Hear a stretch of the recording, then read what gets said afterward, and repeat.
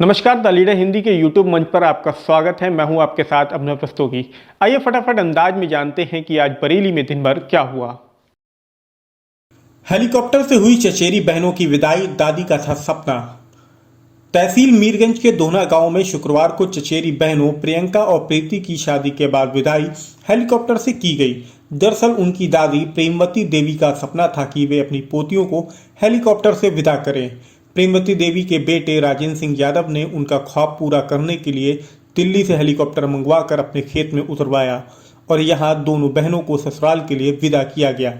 शादी में विदाई की इस शान शौकत को देखने के लिए भारी भीड़ पहुंची। हेलीकॉप्टर को मीरगंज के ही गांव हल्दी खुर्द में उतरना था, लेकिन अनुमति नहीं मिली, इसलिए दिल्ली में लैंडिंग कराई गई।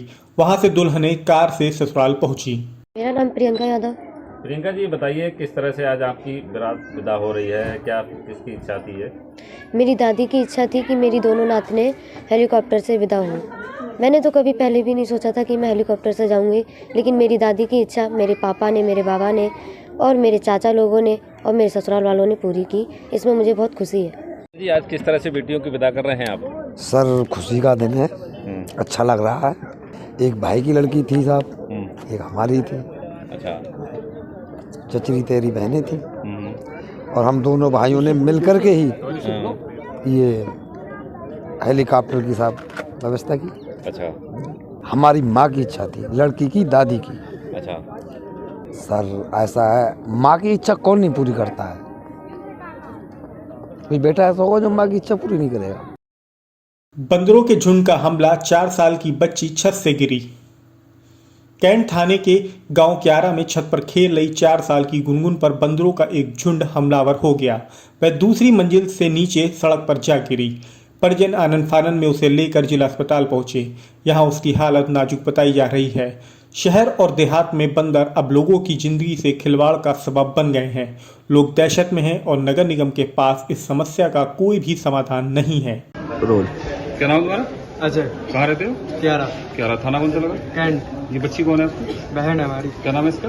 गुनगुन। क्या हुआ, कैसे चोट लगी इसको? ये छत पर खेल रहे थे, 2 बच्चे थे। ये थे, इसका भाई था। छत पर खेल रहे थे, बंदर आए, बंदर ने घुड़की दी, ये गिर गई नीचे। डरा के भागी, मतलब तो ये नीचे गिर गई, छत से नीचे गिर गई। हाँ। 11 साल से रह रही बांग्लादेशी महिला गिरफ्तार। नवाबगंज पुलिस ने समूहा गांव से एक महिला और उसके पति को गिरफ्तार किया है। महिला का नाम रजिया है और वो बांग्लादेश के जसोर जिले की रहने वाली है। वो पुत्तन शाह के साथ बतौर पत्नी रह रही थी। पुत्तन शाह की पहली पत्नी का देहांत हो चुका है। बांग्लादेशी महिला ने पासपोर्ट बनवाने के लिए आवेदन किया तो एलआईयू और पुलिस की टीम गांव में जांच के लिए पहुंची। इस दौरान उन्हें बांग्लादेशी होने की जानकारी मिली। महिला का कहना है कि वो बॉर्डर पार करके भारत में दाखिल हो गई थी। भटकते हुए रिछा पहुंची। यहाँ उसने एक युवक से शादी कर ली। कुछ समय बाद पति की मौत हो गई तो उसने समूहा में पुत्तन शाह के साथ दोबारा शादी करके उसके साथ ही रहने लगी।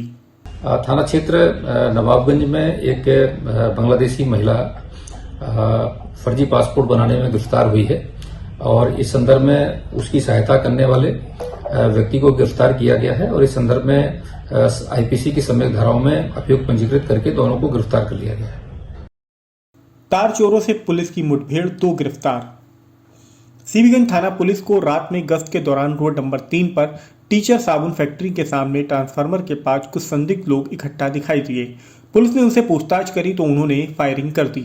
पीआरडी भूरे सिंह को गोली लगने पर पुलिस ने जवाबी फायरिंग करी तो एक बदमाश पैर में गोली लगने से घायल हो गया।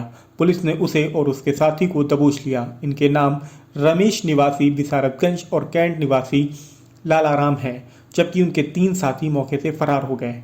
पकड़े गए बदमाशों से तमंचा और कारतूस के साथ काटा गया बिजली का तार और उपकरण भी मिले हैं।